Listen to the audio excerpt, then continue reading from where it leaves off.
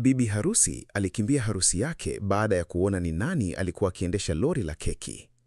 Kila mtu pale ukumbini alijua hiyo harusi ingekuwa ya heshima, si ya machozi. Amani Wanjiru alikuwa amekaa mbele ya kioo, mikono yake ikitetemeka kidogo, huku mama yake, Mama Muthoni, akimrekebishia shela. Nje, wageni walikuwa wakifika kwa vikundi, wengine kutoka Nakuru, wengine kutoka Kisumu, wengine kutoka Mombasa, wote wakisema, leo mtoto wa Muthoni ameolewa vizuri. Bwana harusi, Jabali Mwangi, alikuwa amesimama karibu na baba yake, Mzee Kamau, akijaribu kutabasamu, lakini macho yake yalikuwa na mzigo. Kila alipoulizwa kama yuko sawa, alisema, niko sawa, ni presha ya harusi tu. Lakini Bi Nuru, dada mkubwa wa Amani, hakuamini. Alikuwa amemwona Jabali akipokea simu 3 na kutoka nje bila kueleza. Hata shangazi wa Amani, Mama Zawadi, alimnong'oneza Muthoni, kijana huyu ana kitu moyoni. Kisha sauti ya vijana ikasikika langoni, lori la keki limefika. Amani alisimama haraka akasema, nataka kuona keki yangu kwanza. Mama yake akamzuia, subiri mwanangu. Lakini Amani tayari alikuwa amefungua pazia. Alipoona dereva wa lori, damu ilimkauka. Hakupiga kelele. Alikimbia akiwa waacha wote wakitazamana kwa hofu. Hata wale waliokuwa wakicheka kabla ya hapo walinyamaza.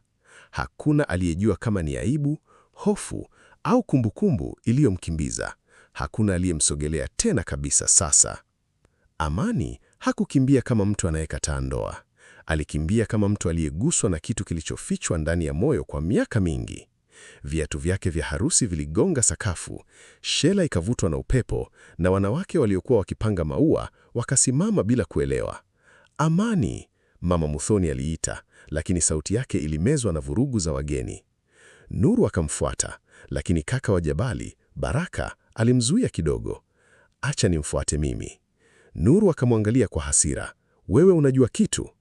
Baraka hakujibu. Jibu lake lilikuwa kwenye macho yake. Nje, lori la keki lilikuwa limesimama karibu na lango. Lilikuwa lori la kawaida tu, lenye vumbi la barabara ya mbali. Dereva alikuwa ameshuka, ameshika karatasi ya usafirishaji mkononi. Alivaa shati safi lakini lililochoka, na uso wake ulikuwa ule wa mtu ambaye maisha yamempiga lakini hayajamvunja. Jina lake lilikuwa Omari Kiptoo. Alipomwona Amani akikimbia, hakusogea. Alishusha macho kana kwamba alikuwa ameomba Mungu asikutane naye siku hiyo. Mlinzi wa lango, Mzee Ouma, alisogea nyuma kimya kimya. Amani akasimama mbele yake, akashindwa kuongea. Mwishowe akauliza kwa sauti ndogo, kwa nini wewe?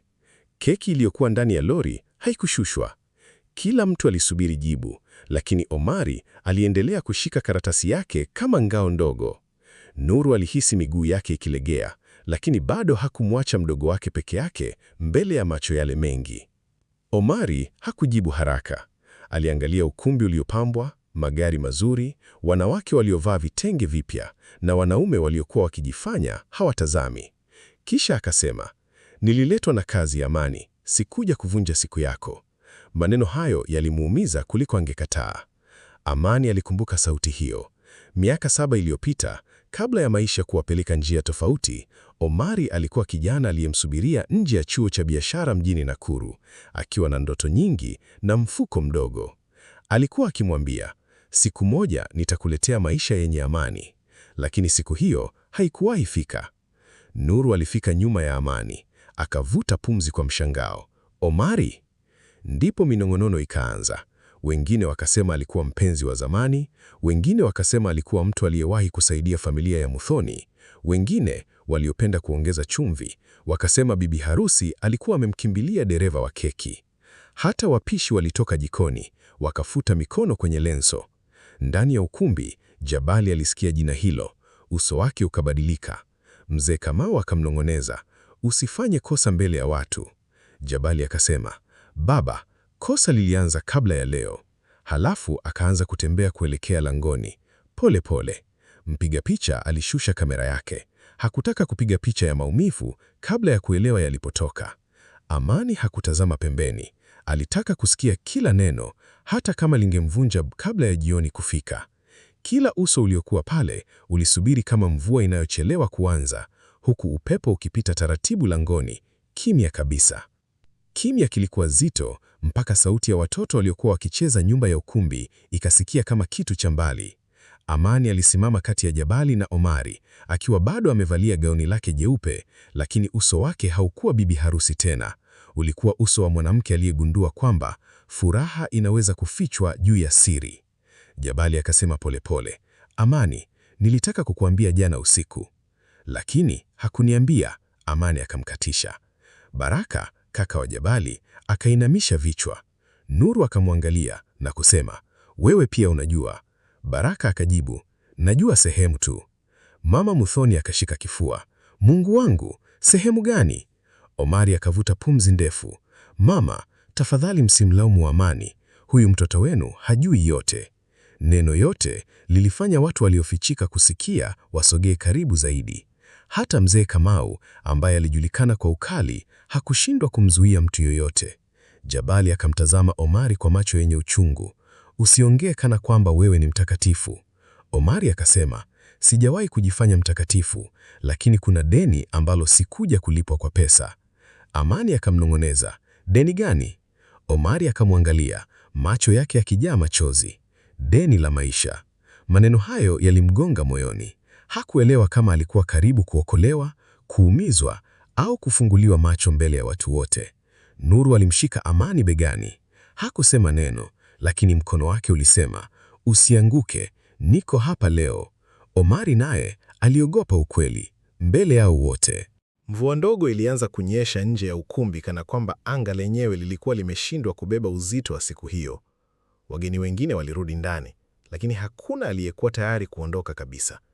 Kila mmoja alihisi kuna jambo kubwa lilikuwa karibu kufunguka. Amani alimwangalia Omari bila kupepesa macho. Umesema deni la maisha, unamaanisha nini? Omari hakujibu mara moja. Alimwangalia Jabali kwanza. Ni wewe unapaswa kusema. Jabali akatikisa kichwa. Hapana, ukiisema vibaya, kila kitu kitaharibika zaidi. Mama Halima akaingilia haraka. Mambo ya zamani yasiharibu ndoa. Lakini Nuru akasema kwa sauti kali, kama ni mambo ya zamani, mbona watu wanaogopa kuyasema? Mzee Kamau alisogea mbele. Heshima ya familia ipo hapa. Heshima gani? Amani akauliza. Ile ya kuficha ukweli? Ukumbi mzima ulikuwa kimya. Hata wapishi walikuwa wameacha kukata nyama. Omari akasema taratibu. Miaka 7 iliyopita, kulikuwa na ajali usiku wa mvua karibu na Gilgil. Uso wa Jabali ukabadilika mara moja. Amani akakunja uso. Ajali gani? Omari akaendelea. Kulikuwa na gari jeupe, watu 2 ndani. Mmoja alikuwa anavuja damu sana. Jabali akafunga macho. Mama Halima akaanza kutetemeka. Ndipo Amani akaanza kukumbuka kitu. Siku ile ambayo Omari alitoweka ghafla kutoka maisha yake bila kumuaga vizuri. Siku ile ambayo alidhani Omari alikuwa amemsaliti na kumwacha. Lakini sasa moyo wake ulimwambia huenda hakuwahi kujua ukweli kabisa. Na ukweli huo ulikuwa unasimama mbele yake ukiwa umechoka, umevaa shati la dereva wa lori na macho yaliyojaa maumivu ambayo hayajapona mpaka leo bado kabisa. Miaka 7 iliyopita, Amani alikuwa bado mwanafunzi mdogo mwenye ndoto nyingi. Alikuwa akifanya kazi sehemu ya mapokezi ya hoteli ndogo ili kusaidia mama yake kulipa kodi. Kila jioni Omari alikuwa akimfuata kwa pikipiki yake ya zamani na walikuwa wakitembea wakipanga maisha yao ya baadaye. Lakini usiku mmoja kila kitu kilibadilika. Omari akasema kwa sauti ya chini, siku ile ya mvua nilikuwa narudi kutoka Nairobi. Jabali akashusha macho chini. Nilikuta gari limeingia mtaroni, mlango mmoja ulikuwa umefungwa. Mtu mmoja alikuwa anapiga kelele akiomba msaada. Mama Halima akaanza kulia kimya kimya. Omari akaendelea, nilivunja dirisha kwa jiwe, nikamtoa kwanza mwanaume aliyekuwa amepoteza fahamu. Amani akamwangalia Jabali. Ilikuwa wewe? Jabali hakujibu. Mwanamke aliyekuwa ndani, Omari alisema, alikuwa analia akisema, muokoe mwanangu kwanza. Mzee Kamau akafumba macho kwa maumivu. Amani akauliza, mwanangu? Ndipo Baraka akaongea kwa mara ya kwanza. Kulikuwa na mtoto ndani ya gari. Ukumbi mzima ukapigwa na butwa. Ama kweli, Mama Muthoni alijishika kichwa. Amani akamgeukia Jabali. Mtoto gani? Jabali akaonekana kushindwa kupumua vizuri. Amani, nilitaka kukuambia kabla ya ndoa, lakini hukusema. Omari akaongeza, baada ya ajali hile, maisha ya watu wengi yalibadilika. Amani alihisi miguu yake ikilegea. Kila kitu kilikuwa kinafunguka pole pole mbele yake. Lakini bado hakuelewa mtoto huyo alikuwa nani na kwa nini jina la Omari lilikuwa limefichwa miaka yote. Nuru alimshika mkono kwa nguvu zaidi. Hofu ilianza kuingia mioyoni mwa watu wote waliokuwa pale taratibu sana sasa. Mvua ilisimama, lakini ukumbi ulikuwa bado mzito kama nyumba ya ombolezo. Wageni hawakula tena. Hakuna aliyekuwa akifikiria keki. Watu walitaka ukweli. Amani akamwangalia Jabali moja kwa moja. Ulipata mtoto kabla hujanijua? Jabali akafungua mdomo, lakini Mama Halima akasema haraka, si vile unavyofikiria. Amani akageuka kwake. Basi niambieni ukweli wote. Omari akakaa kiti kipastiki karibu na lori. Alionekana mchovu sana. Baraka akamsogelea. Kwa nini ulirudi leo? Omari akacheka kidogo. Nilikuwa natafuta kazi ya siku moja tu. Sikujua nitamkuta Amani. Baraka akamwangalia kwa muda. Bado unampenda? Omari hakujibu haraka. Kisha akasema kwa sauti ya chini. Kuna watu unajaribu kuwasahau, lakini moyo wako hauukubaliani na akili. Baraka akashusha mtuzi. Ukisema ukweli wote leo, kila kitu kitabadilika. Omari akaangalia ukumbi ule uliokuwa umejaa mapambo ya harusi. Ndani ya chumba, Amani bado hakujua kuwa siri kubwa zaidi haikuwa mtoto. Kulikuwa na jambo lingine ambalo lingeamua kama angeolewa siku hiyo au la kabisa mbele ya kila mtu aliyekuja kushuhudia harusi hiyo. Jioni ilianza kushuka pole pole. Taa za ukumbini ziliwashwa mapema kwa sababu mawingu yalikuwa mazito. Wageni wengi walibaki viti vyao bila kula. Hakuna aliyewahi kuona harusi ya namna hiyo. Mama Muthoni aliingia chumbani kwa Amani akiwa na macho mekundu kwa kulia. Mwanangu, watu wamejaa nje. Tuambie tufanye nini? Amani akamwangalia mama yake. Mama, ungejua mwanaume unayetaka niolewe naye ana siri kubwa hivyo, ungefanya nini? Mama Muthoni akakaa pembeni. Ningemuuliza kama anakupenda kweli. Amani akashusha machozi mapya. Na kama upendo umejengwa juu ya ulongo. Kabla mama yake hajajibu, mlango ukagongeka. Ilikuwa Jabali. Nataka kuzungumza na Amani peke yake, alisema. Nuru alitaka kukataa, lakini Amani akatikisa kichwa. Mwache aingie. Jabali aliingia polepole. Alionekana kama mtu hakulala siku nyingi. Alisimama mbele ya Amani kwa sekunde kadhaa bila kusema. Mwisho akasema, nilikuwa nikutafute baada ya ajali hile.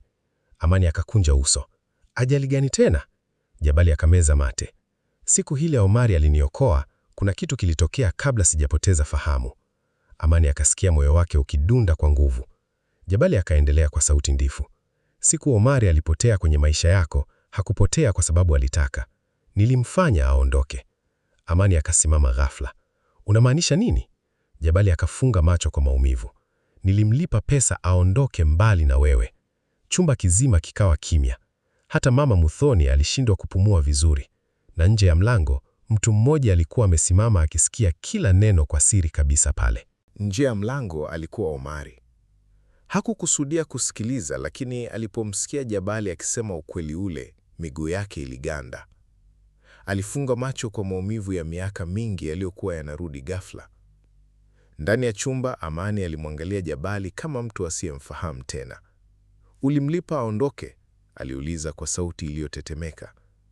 Jabali akatikisa kichwa polepole. Nilikuwa mjinga. Nilikuwa na pesa, kiburi na hofu ya kukupoteza. Mama Muthoni akasimama kwa hasira. Ulivunja maisha ya mtoto wangu kwa pesa? Anti, nilimpenda, Jabali alisema. Upendo wa uongo si upendo, Mama Muthoni alimjibu kwa ukali. Amani alihisi machozi yakimchoma. Omari alikubaliaje? Jabali akakaa chini kana kwamba nguvu zilimtoka. Nilimwambia nikimwona tena karibu na wewe, ningehakikisha hatapata kazi yoyote. Moyo wa Amani ulipasuka zaidi. Kwa hiyo miaka yote, alisema polepole, nilikuwa nikimchukia mtu ambaye alifukuzwa kwa sababu yangu. Jabali hakujibu. Mlango ukafunguka taratibu. Omari akaingia ndani. Hakuna aliyesema neno kwa sekunde kadhaa. Amani akamwangalia moja kwa moja. Ni kweli? Omari akavuta pumzi ndefu. Niliondoka kwa sababu nilikuwa maskini, Amani. Jabali alikuwa na uwezo wa kuniharibia kila kitu. lakini hukuniambia hata siku moja. Omari akatabasamu kwa uchungu. Nilikuona ukiwa na maisha mazuri. Sikutaka ubebe vita vyangu. Amani akaanza kulia tena. Miaka yote aliyodhani aliachwa, kumbe alikuwa akilindwa kimya kimya na mtu aliyempenda kweli. Lakini moyo wake sasa ulikuwa umechanganyikiwa kuliko wakati mwingine wowote maishani mwake kabisa pale ndani. Habari zilienea ukumbini haraka kuliko moto wa nyasi wakati wa kiangazi. Wageni sasa walikuwa wakinong'onezana wazi wazi. Yule dereva ndiye mpenzi wa zamani. Bwana harusi alimfukuza. Kuna mtoto pia. Kila mtu alikuwa na toleo lake la hadithi. Mzee Kamau alisimama mbele ya wageni akijaribu kurejesha utulivu. Familia zina changamoto, tafadhali tuvumiliane. Lakini hata yeye mwenyewe hakuwa na utulivu. Mama Halima alikuwa ameketi kona moja akilia kimya. Rafiki yake wa zamani, Mama Saumu, alimshika mkono. Kwa nini hukumruhusu mwanao aseme ukweli mapema? Mama Halima akasema kwa uchungu. Nilikuwa naogopa kumpotezea ndoa nzuri. Lakini sasa unaweza kumpoteza kila kitu. Wakati huo ndani ya chumba, Amani alisimama dirishani akitazama mvua nyepesi iliyokuwa inaanza tena. Omari alikuwa upande mwingine wa chumba. Hakuthubutu hata kumkaribia. Jabali akasema kwa sauti nzito, niko tayari kuondoka kama hutaki kunioa tena. Amani akajuka haraka, na mtoto wako yuko wapi sasa? Jabali akashusha macho. Anaishi Eldoret na bibi yake. Anajua wewe ni baba yake. Kimya. Nuru akatikisa kichwa kwa maumivu. Mungu wangu. Omari akamwangalia Jabali kwa mshangao. Hujawahi kumchukua? Jabali akaonekana vunjika kabisa. Mama yake alipokufa, familia yao ilinichukia. Walinifukuza. Amani alisikia kitu kikimvuta moyoni.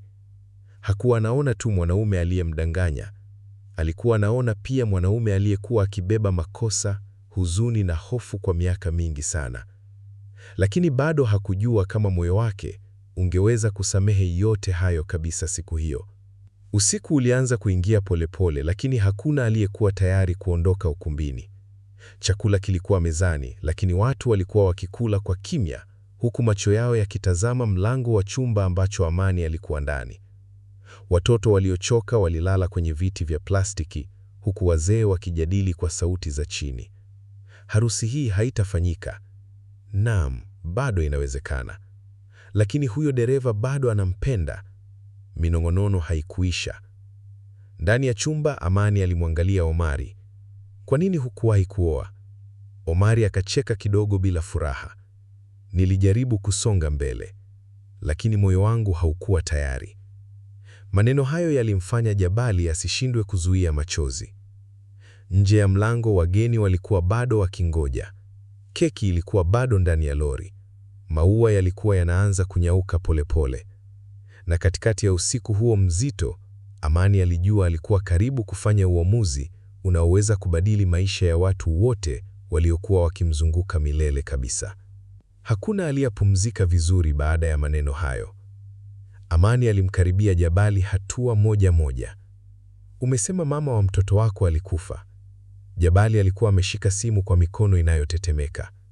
Nilidhani amekufa. Uliamini mtu amekufa miaka yote bila kuwa na uhakika? Nuru aliuliza kwa hasira. Jabali akakaa chini taratibu. Baada ya ajali, niliambiwa hakunusurika. Omari akatikisa kichwa kwa maumivu.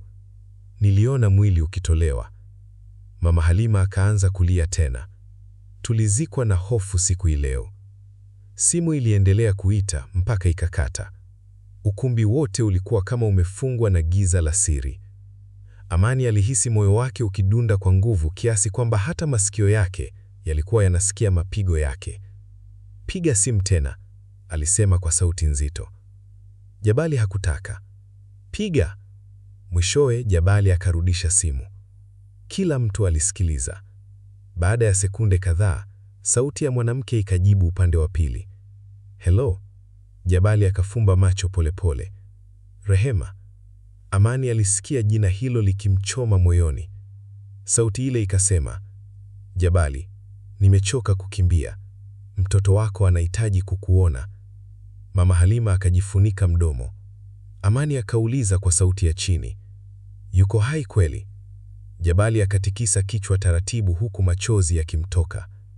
Sijawahi kujua mpaka wiki iliyopita. Omari akamwangalia kwa hasira na maumivu pamoja.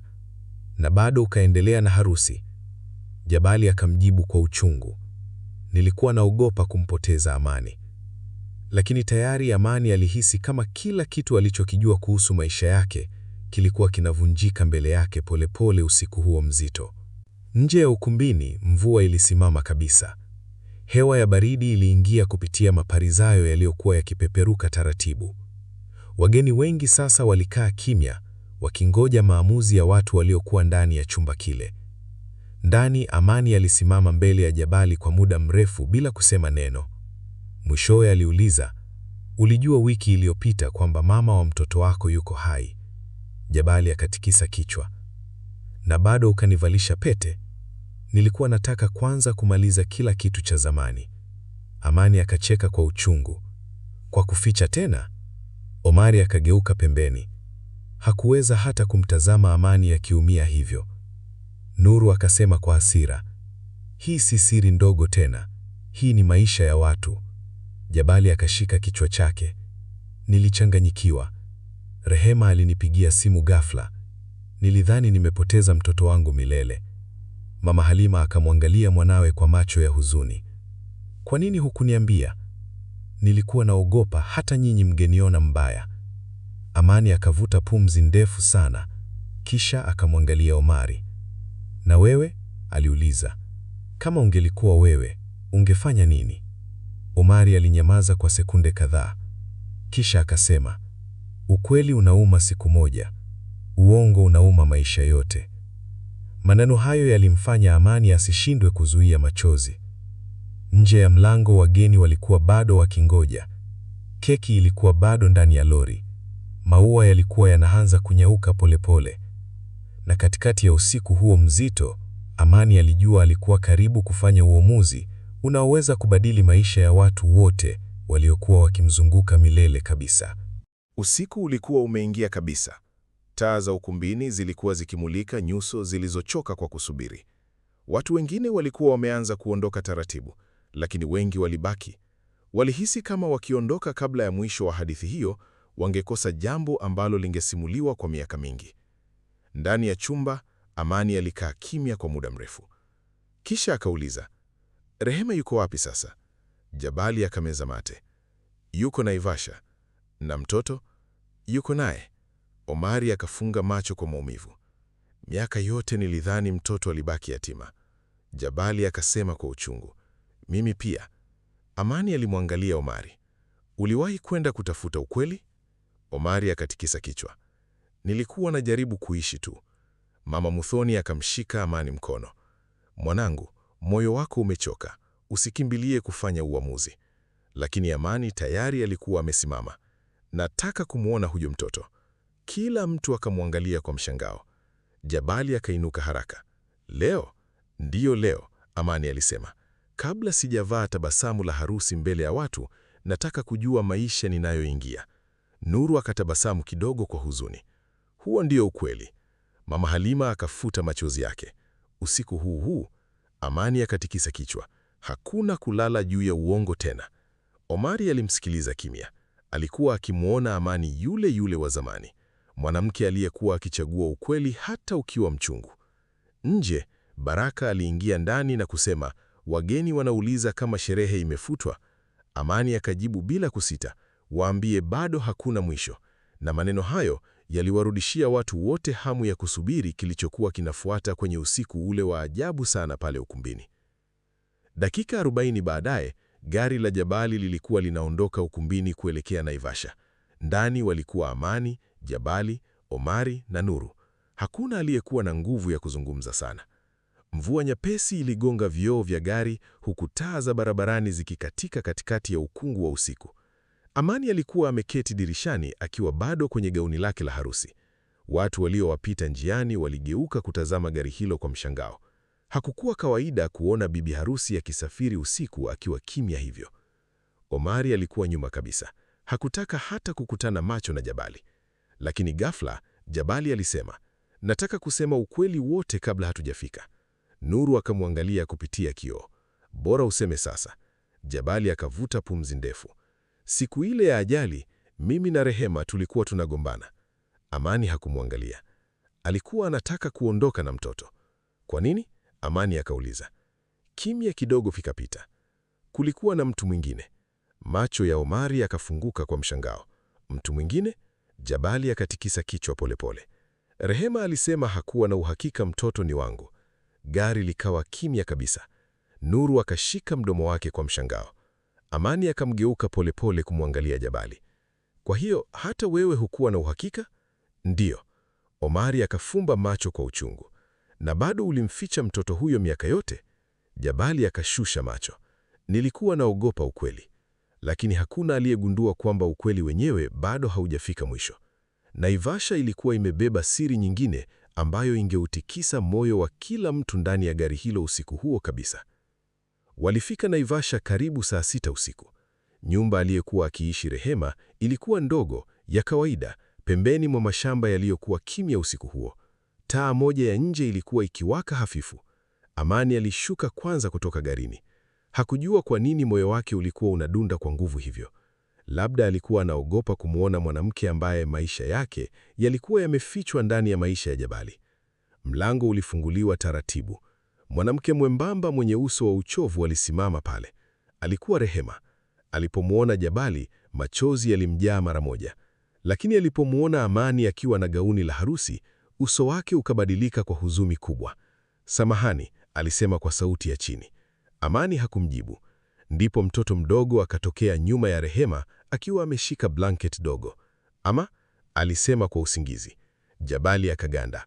Omari akamwangalia mtoto huyo kwa makini. Kisha uso wake ukabadilika ghafla.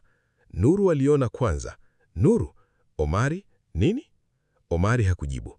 Mtoto huyo alipoinua uso wake vizuri kwenye mwanga wa taa, kila mtu aliona kitu kilichowafanya washindwe kuongea. Mtoto alikuwa na uso unaofanana sana na Omari. Sio kidogo, sana. Rehema akaanza kutetemeka. Jabali akapoteza pumzi. Amani akageuka polepole kumwangalia Omari.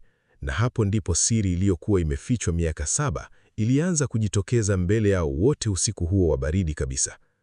Hakuna aliyesogea kwa sekunde nyingi.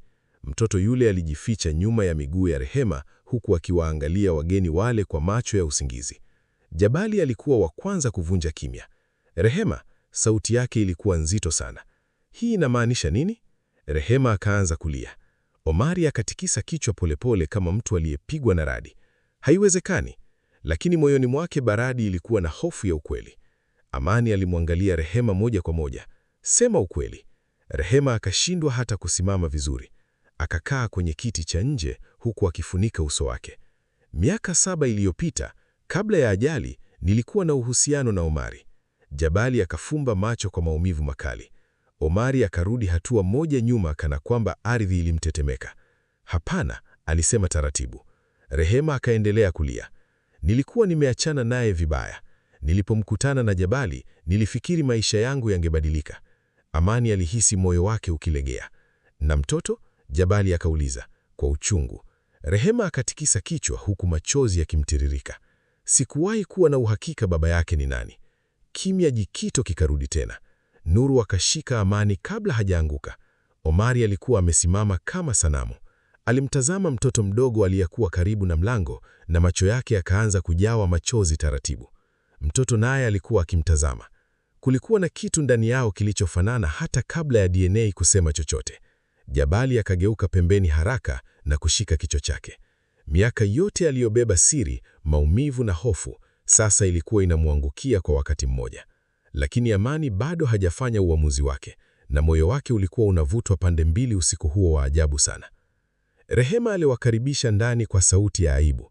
Nyumba ilikuwa ndogo, lakini safi. Kulikuwa na picha ya mtoto ukutani, meza ndogo ya mbao na vikombe viwili vya chai vilivyokuwa bado havijaoshwa. Amani aliingia polepole akiwa bado hajatoa gauni lake la harusi. Rehema alipomwona vizuri, machozi yalimrudia. Sikutaka kuharibu maisha yako. Amani akamjibu kwa uchungu. Lakini tayari yameharibika. Omari alikuwa bado amekaa kimya kabisa. Mtoto mdogo alikuwa akimwangalia kila mara kwa udasiri. Jabali akasema kwa sauti nzito, "Kwa nini hukuongea miaka yote?" Rehema akamwangalia, "Kwa sababu familia yako ilinifanya niondoke." Mama Halima hakuwapo pale, lakini maneno hayo yaligonga kama mawe. "Waliniambia nikirudi ningeharibu jina la familia." Jabali akafumba macho kwa maumivu. Omari akauliza kwa sauti ya chini, "Na mimi?" Rehema akamwangalia kwa macho yenye huzuni. "Nilijaribu kukutafuta baada ya ajali. Nilielezwa ulihama Kenya." Omari akacheka kwa uchungu. "Nilifukuzwa kila kazi niliyopata." Amani akamwangalia Jabali polepole. Kila siri inaonekana kurudi kwake. Mtoto mdogo akasogea karibu na Omari. Kisha akauliza kwa sauti ndogo sana, "Wewe ni nani?" Omari akashindwa kujibu. Machozi yakamtoka bila kutarajia. Na kwa mara ya kwanza tangu usiku huo uanze, Amani alimuona Omari akivunjika kabisa mbele ya watu wote.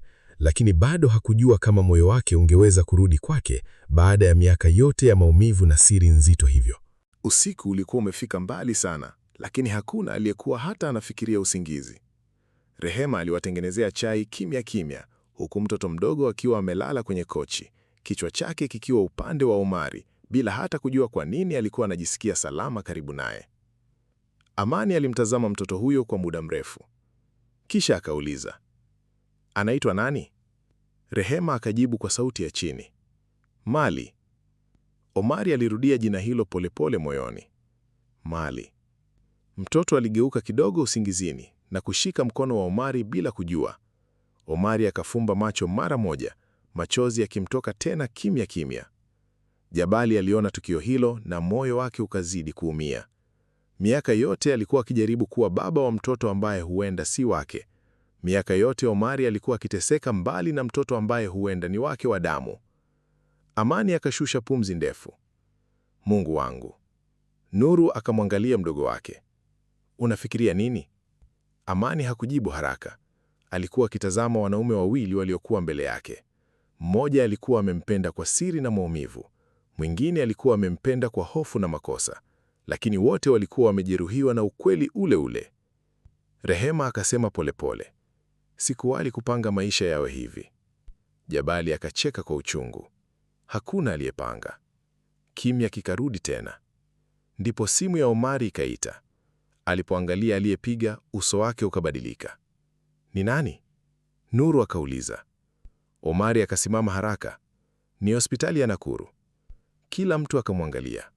Omari akajibu simu kwa wasiwasi mkubwa, lakini baada ya sekunde chache uso wake uligeuka mweupe kabisa, kana kwamba dunia nzima ilikuwa imebadilika tena mbele yake usiku ule mrefu sana. "Una uhakika?" Omari aliuliza kwenye simu kwa sauti iliyotetemeka. Kila mtu alikuwa akimtazama. Baada ya sekunde chache alikata simu polepole. Amani akasimama. "Kuna nini?" Omari hakujibu haraka. Alionekana shindwa hata kupata pumzi vizuri. "Mama yangu," alisema kwa shida, "amepata kiharusi." Rehema akashika kifua chake kwa mshangao. Nuru akasema haraka, "Twende hospitali sasa." Omari akatikisa kichwa. "Madaktari wanasema hali si nzuri." Amani alimsogelea. Kwa mara ya kwanza usiku ule, alimshika mkono Omari waziwazi mbele ya kila mtu. "Tunaenda wote," alisema. Jabali alisikia maneno hayo kama kitu kizito kikimwangukia moyoni, lakini hakusema chochote. Dakika chache baadaye walikuwa barabarani tena kuelekea Nakuru. Rehema alibaki na mtoto, huku akiwaangalia wakiondoka kwa macho yaliyojaa huzuni na majuto. Ndani ya gari kulikuwa kimya. Omari alikuwa ameshikilia simu yake kwa nguvu. Mama yake alikuwa mtu aliyemlea peke yake baada ya baba yake kufariki. Mwanamke aliyefanya kazi za watu mpaka mikono yake ikawa migumu ili mwanaye asikose shule. Amani alimtazama kwa pembeni. Aliweza kuona maumivu ya kweli kwenye uso wake. Na hapo ndipo alianza kuelewa kitu ambacho moyo wake ulikuwa ukikikataa muda mrefu. Omari hakuwahi kuacha kumpenda Amani. Lakini kabla hajamaliza mawazo hayo, Jabali alisema kwa sauti ya chini sana, "Kama mama yake atafia leo, hata nisamehe milele." Hakuna aliyejibu, kwa sababu kila mtu ndani ya gari hilo alijua kuwa kuna ukweli ndani ya maneno yale ambao haukuhitaji maelezo zaidi kabisa usiku ule mzito sana. Walifika hospitali ya Nakuru karibu alfajiri. Harufu ya dawa na kimya cha hospitali vilifanya kila mtu ahisi uzito wa maisha kuliko kawaida. Omari alitembea haraka kuelekea wadini, huku Amani akiwa nyuma yake. Mama yake Omari, Mama Asha, alikuwa amelala kitandani akiwa unganishwa na mashine ndogo za oksijeni. Uso wake ulikuwa umechoka sana. Alipomuona, machozi yakamtoka mara moja. "Mama," alisema kwa sauti iliyovunjika. Mama Asha alifungua macho polepole. Alipomuona mwanaye, alijaribu kutabasamu kidogo. "Kijana wangu," alisema kwa shida. Omari akashika mkono wake haraka. "Niko hapa." Mama Asha akamwangalia Amani aliyekuwa nyuma yake, macho yake yakapanuka kidogo. "Amani?" Amani akasogea karibu kwa mshangao. "Mama Asha." Mwanamke huyo akatoa machozi madogo. "Nilijua siku moja mtakutana tena." Jabali aliyekuwa nyuma alishusha macho chini. Mama Asha akamwangalia kwa muda mfupi. Hakumsemesha. Kisha akamrudishia macho mwanaye. "Omari, nilikuambia, ukweli huwa hauzami." Omari alilia kimya kimya. Mama Asha akaendelea kwa shida. "Usiogope maisha yako tena." Amani alihisi moyo wake ukiumia zaidi. Mwanamke huyo alikuwa amebeba siri ya maumivu ya mwanaye miaka yote. Ndipo ghafla Mama Asha akamshika mkono Amani. "Mwanangu," alisema kwa pumzi ndito, "usiache watu zuri kwa sababu ya pesa." Jabali alifumba macho kwa maumivu makubwa sana. Na kwa mara ya kwanza tangu harusi ianze, Amani alihisi moyo wake ukianza kufanya uamuzi ambao hata yeye mwenyewe alikuwa ukiuogopa sana ndani yake. Asubuhi ilianza kuchomoza nje ya hospitali. Mwanga hafifu uliingia dirishani huku ndege wakianza kusikika mbali. Mama Asha alikuwa amelala tena baada ya sindano za madaktari.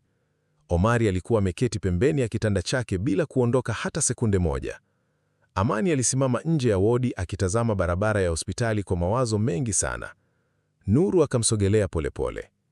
"Moyo wako unasema nini?" Amani akacheka kwa uchungu kidogo. "Sijui tena. Mmoja humaanishi mwingine ni mkamilifu." Nuru akasema. Amani akatikisa kichwa. "Najua." Jabali alikuwa amesimama mbali kidogo akiwatazama. Uso wake ulikuwa umechoka sana. Hata suti yake ya harusi sasa ilikuwa imekunjamana na kupoteza muonekano wake wa awali. Alimsogelea Amani polepole. "Nina swali moja tu," alisema. Amani hakumwangalia. "Je, uliwahi kunipenda kweli?" Amani akafumba macho kwa sekunde kadhaa. "Ndiyo."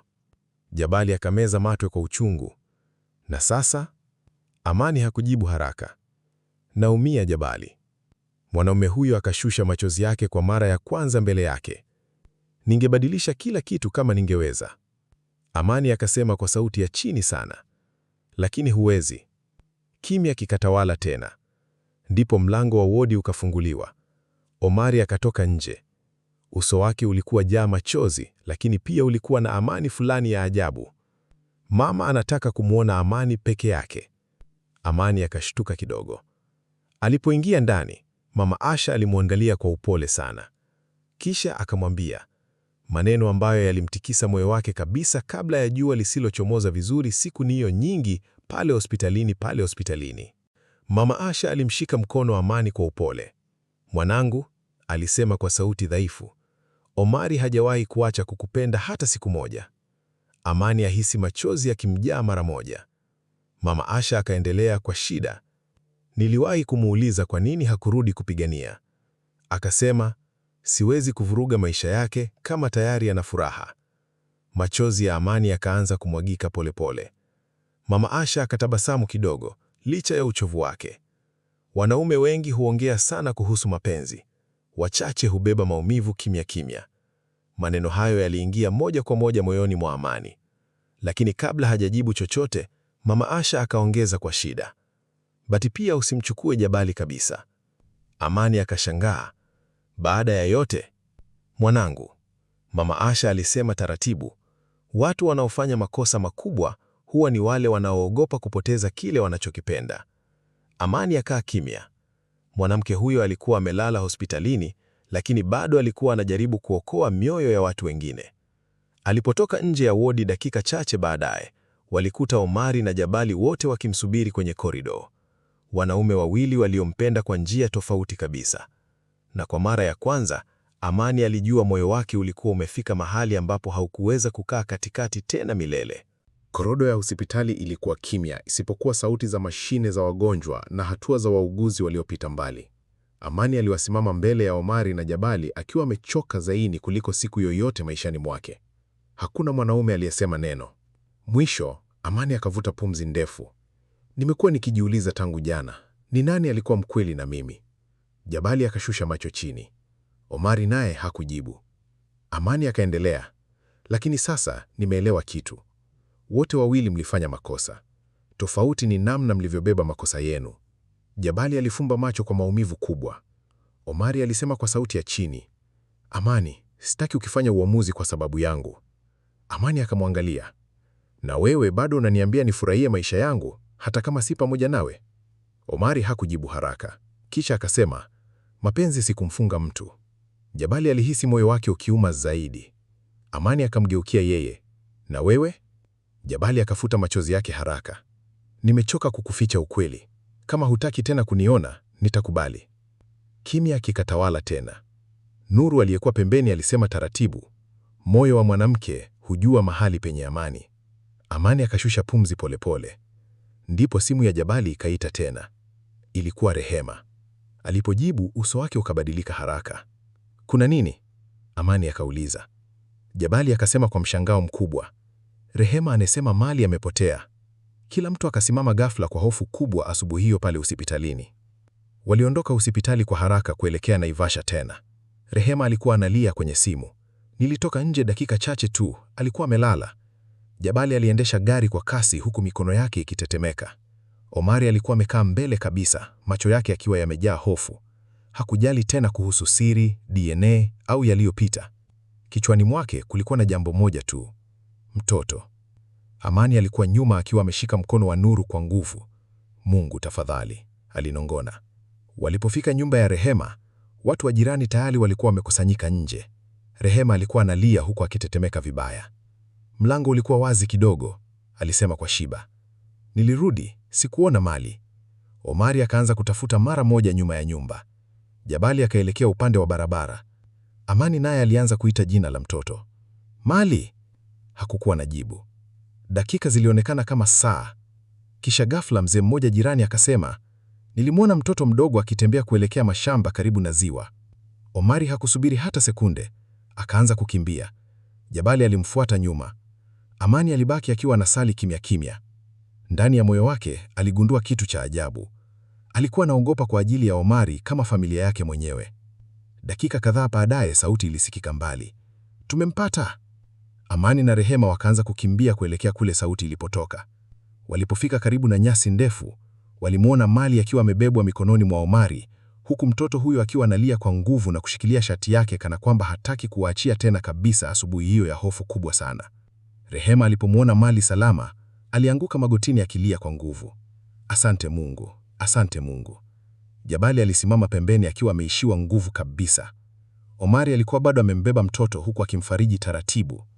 Mali alikataa kushuka mikononi mwake. Amani alisimama kimya akitazama tukio lile. Kulikuwa na kitu kwenye namna Mali alivyomshika Omari kilichosema mengi kuliko maneno ya miaka 7. Mtoto huyo alihisi salama kwake kawaida kabisa. Mzee jirani aliyekuwa amefika pale alisema, mtoto huyo alikuwa analia akisema anamtafuta baba. Kimya kikarudi tena. Rehema akaanza kulia zaidi. Jabali akafumba macho kwa uchungu mkubwa. Omari akamwandalia mtoto mikononi mwake. Uliogopa? Mali akatikisa kichwa huku machozi yakimtoka. Kisha akauliza kwa sauti ndogo, utaniacha? Omari alihisi moyo wake ukipasuka kabisa. Hapana, sitakuacha. Amani alisikia maneno hayo moja kwa moja moyoni. Hakukuwa na pesa ndani yake. Hakukuwa na mashindano. Kulikuwa na upendo wa kweli tu. Jabali akageuka pembeni haraka ili watu wasione machozi yake. Alikuwa amechelewa kuelewa kwamba upendo hauwezeki kushindaniwa kwa nguvu, pesa au siri. Unajionyesha wenyewe kwenye nyakati za hofu na maumivu. Na hapo ndipo moyo wa Amani ulianza kupata jibu ambalo lilikuwa likikimbia tangu siku ya harusi ianze kabisa mbele ya watu wote pale. Jioni ya siku hiyo walirudi Ukundi.